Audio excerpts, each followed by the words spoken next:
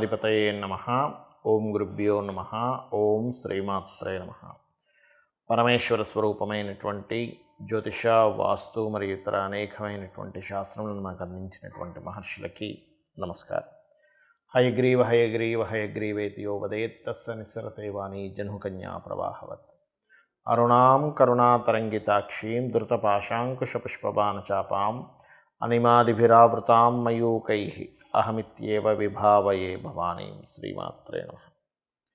ప్రేక్షకులందరికీ కూడా లలితాంబిక అమ్మవారి యొక్క అనుగ్రహం పరిపూర్ణంగా కలగాలని మనస్ఫూర్తిగా కోరుకుంటూ మనం ఈరోజు చెప్పుకోబోయేటువంటి టాపిక్ ఏంటంటే, చూడండి, చాలామందికి ఒక్కొక్క జాతకాన్ని బట్టి, పర్సనల్ చార్ట్ని బట్టి వారు ఏ దేవత ఆరాధన చేస్తే బాగుంటుంది, అందులోని ఆ దేవతకి ఆ దేవతా సంబంధించిన మంత్ర జపం చేస్తే బాగుంటుందా, లేకపోతే ఆ దేవతా సంబంధించిన లేదా ఆ గ్రహ సంబంధించిన దానం ఇస్తే బాగుంటుందా, తర్పణము చేస్తే బాగుంటుందా, తర్పణము అంటే నీటితో కానీ పాలతో కానీ చేస్తూ ఉంటారు, అదేవిధంగా హోమము చేస్తే బాగుంటుందా అనేటువంటిది ఉంటుంది.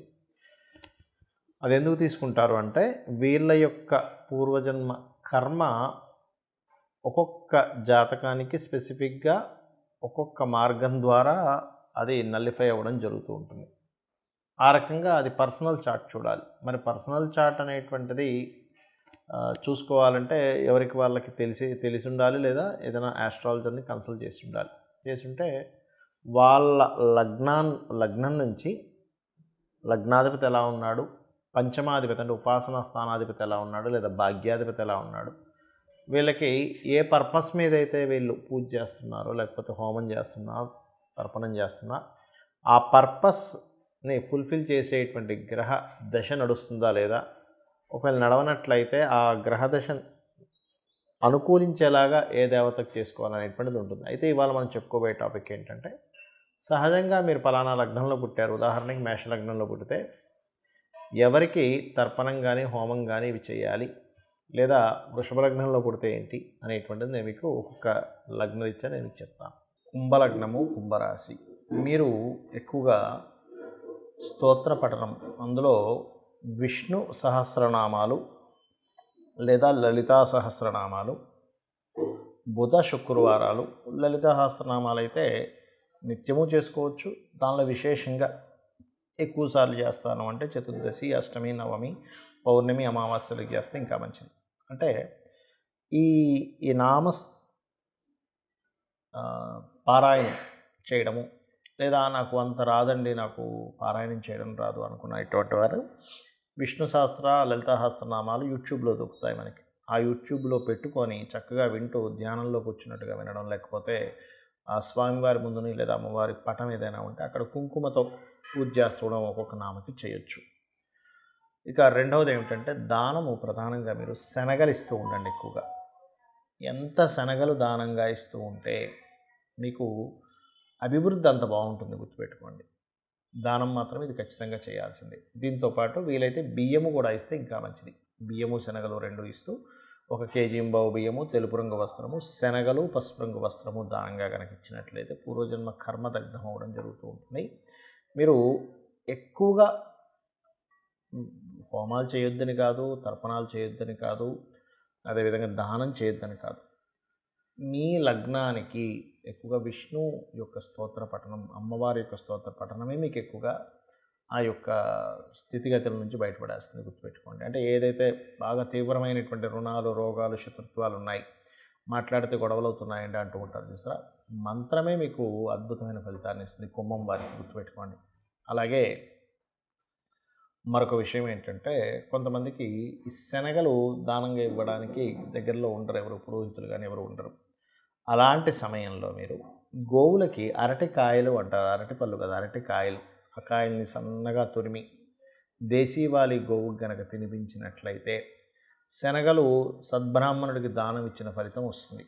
అయితే ఇంకా వీలుంటే కనుక మీరు ఏం చేస్తారంటే, ఏదైనా గోశాలకు వెళ్ళి తినిపించారు, అక్కడ ఉండి ఉంటుంది, గో సంరక్షణ కోసం ఉండి మెయింటైన్ చేస్తూ ఉంటారు వాళ్ళు వాటికి సంబంధించిన. ఎందుకంటే కేవలం ఫుడ్ ఒకటి పెడితే సరిపోదు కదా, అక్కడ పని వాళ్ళు ఉండాలి, అది క్లీన్ చేయడానికి, దానికి లైట్ వేయడానికి అవసరం పడుతుంది, డాక్టర్లకు అవసరం పడుతుంది. అదేవిధంగా వాటికి మేతకి మళ్ళీ ఎక్స్ట్రాగా మీరు తినిపించింది సరిపోదు కదా, ఎక్స్ట్రా స్టాక్ పెట్టుకుంటూ ఉండాలి. ఇట్లా అనేకమైనటువంటి ఉంటాయి. అక్కడ మొత్తం పేడేస్తుంటే దాని మొత్తం స్టాక్ తీసేస్తూ ఉండాలి, దానికి లారీలు ఖర్చులు అవుతూ ఉంటుంది వాళ్ళకి.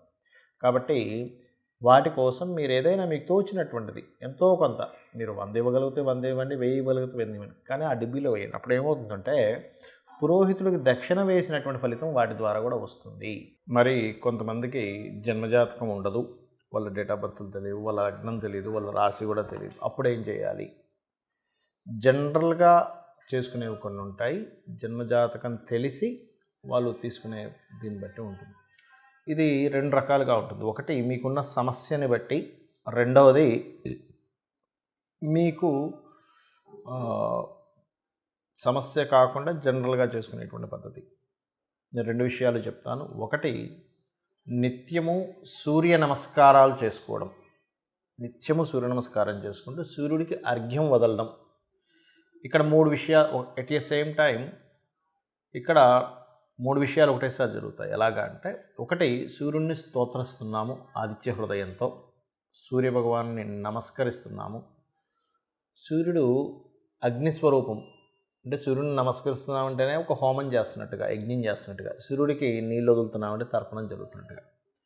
దీంతోపాటు మీరు ఆదివారం నాడు కానీ, సప్తమి వచ్చినప్పుడు కానీ, సూర్యుడి యొక్క నక్షత్రాలు అంటే కృత్తిక, ఉత్తరాషాఢ ఈ నక్షత్రాల్లో కానీ మీరు గోధుమలు దానంగా ఇచ్చినట్లయితే, మీ జన్మజాతకం తెలియదు కాబట్టి 4 విషయాలు చేస్తున్నారు. దానం ఇస్తున్నారు, సూర్య నమస్కారం చేసుకుంటున్నారు, అర్ఘ్యం వదులుతున్నారు, స్తోత్రపారాయణం చేస్తున్నారు ఆదిత్య హృదయం. దీనివల్ల ఏమవుతుంది అంటే, మీకు ఏదైతే పూర్వజన్మల్లో చేసినటువంటి కర్మ ఒకవేళ నెగటివ్గా వస్తున్నట్లయితే, ఆ నెగటివ్గా వస్తున్నటువంటి కర్మ అది అక్కడికట్లా ఏదైతే ఆ ప్రభావం చూపిస్తూ మీకు ఇబ్బంది కలుగుతుందో ఆ ప్రభావం అనేటువంటి తగ్గుతుంది. ఇక రెండవది, లలితా సహస్రనామాలు మరియు పితృదేవత సంబంధించిన ఆరాధన. అంటే ఎలాగండి? మీకు డేట్ ఆఫ్ బర్త్ టైం ఏమీ తెలియదు, అప్పుడు ఏం చేయాలంటే, దేవీ భాగవతంలో అమ్మవారే స్వయంగా చెప్పినటువంటి తిథులు కొన్ని ఉన్నాయి. దాని తర్వాత ఇంకో 2 తిథులు కొంతమంది పెద్దవాళ్ళు చేర్చారనుకోండి. అవి ఏమిటి అంటే, ఒకటి చతుర్దశి, అష్టమి, నవమి. ఈ 3 తిథుల్లో నా యొక్క అనుగ్రహం అంటే అమ్మవారి యొక్క అనుగ్రహం చాలా దగ్గరగా ఉంటుందట. ఆ సమయంలో ఎవరైతే దేవీ భాగవత పారాయణం కానీ, చండీ సప్తశతి కానీ, ముఖ్యంగా లలితా సహస్రనామాలు కానీ ఎవరైతే పఠనం చేస్తారో, అంటే బాగా తీవ్రమైనటువంటి కష్టంలో ఉన్నారు, లేకపోతే బాగా తీవ్రంగా ఆగిపోయింది ఏదైనా ఒక విషయం, రోజుకి 27 సార్లు కనుక ఈ తిథుల్లో కనుక చేయగలిగితే మీకున్నటువంటి పూర్వజన్మ పాపకర్మ దగ్ధమవుతుంది. దాని ద్వారా మీరు ఇప్పుడు అనుకున్న సంకల్పం నెరవేరుతుంది. మరియు మొత్తం 5 తిథులు అన్నారు కదండి, 3 చెప్పారు కదా అంటే, తర్వాత చేరినటువంటివి అమావాస్య, పౌర్ణమి కూడా. అమావాస్య, పౌర్ణమి చేస్తే కూడా ఈ యొక్క అమ్మవారి అనుగ్రహం చాలా త్వరగా చాలా ఎక్కువగా వస్తుంది. ఇక పితృదేవత సంబంధించింది కూడా చేయాలని చెప్పాను. అదేమిటి అంటే, ముఖ్యంగా అమావాస్యల సమయంలో కానీ, మీ యొక్క పితృదేవతలకు సంబంధించిన తిథుల్లో కానీ మీరు, అంటే వాళ్ళు గతించినటువంటి తిథుల్లో కానీ మీరు స్వయం పాకము అంటారు. అంటే 1 కిలోనో 2 కిలోలో 5 కిలోలో మీకు తోచినంత మీ స్తోమతను బట్టి బియ్యము, 2 రకాల కూరగాయలు, 2 రకాల పప్పులు, ఉప్పు, చింతపండు, మిరపకాయలు, ఈ రకంగా వండుకునేటువంటి సామాగ్రి ఏదైతే ఉంటుందో, ఒక వ్యక్తి చక్కగా ఇంట్లో వంట వండుకోవడానికి గల సామాగ్రిని మీరు మీకు దగ్గరలో ఆలయంలో ఉన్నటువంటి పురోహితులకి పితృదేవతల కోసం అన్నట్టుగా ఇచ్చినట్లయితే, ఇది కూడా మీ జన్మజాతకంలో ఏదైతే రుణరోగ శత్రు సంబంధించినటువంటి భావం బాగా యాక్టివేషన్ అయ్యి మీరు ఇబ్బంది పడుతున్నటువంటి అంశము చేత్తో తీసేసినట్టుగా ఆ యొక్క ప్రాబ్లం అనేటువంటిది తగ్గుతుంది. అయితే ఇది చాలామంది ఎన్నిసార్లు చేయాలండి అని అడుగుతూ ఉంటారు. ఒకటే గుర్తుపెట్టుకోండి, నిరంతరము చేయండి. ఎప్పుడైతే మీరు దేవతా కార్యాలు కానీ, హోమాలు కానీ, యజ్ఞాలు కానీ, తర్పణాలు కానీ, లేనట్లయితే దానము కానీ మీరు ఎంత చేస్తూ ఉంటారో గుర్తుపెట్టుకోండి, మనం ఎన్ని ఖర్చు పెట్టినా ఒక జీవుడు అంటే ఒక మనిషి జన్మ ఎత్తినప్పటి నుంచి తన తుది శ్వాస అంటే ఆఖరి శ్వాస వరకు కూడా ఎన్నో లక్షలు కోట్లు సంపాదిస్తాడు, ఖర్చు పెట్టేస్తాడు, కానీ ఏది కూడా మన వెంట రాదు. కేవలం భగవత్ సంబంధించినటువంటిది, పరోపకారం చేసినటువంటి, పరోపకారంగా ఉపయోగించిన ధనం సంబంధించిన పుణ్యము మాత్రమే మన వెంట వస్తుంది, ఇది గుర్తుపెట్టుకోండి. కాబట్టి లేదా గోసేవ, గోవులకు వెళ్ళి సేవ చేస్తే కూడా అది పుణ్యంగా వస్తుంది. కాబట్టి ఇది చేయండి. ఖచ్చితంగా మీకు మీ జాతకంలో ఏ దశ నడుస్తుంది, ఏ అంతర్దశ నడుస్తుంది, గోచారంలో ఎలా ఉంది, ఇవేమీ మీరు కంగారు పడాల్సిన అవసరం లేదు. తెలియకుండానే సకల దేవతల యొక్క అనుగ్రహము, ఆ లలితాంబిక అమ్మవారి యొక్క అనుగ్రహం మీకు కలుగుతుంది. శ్రీమాత్రే నమః.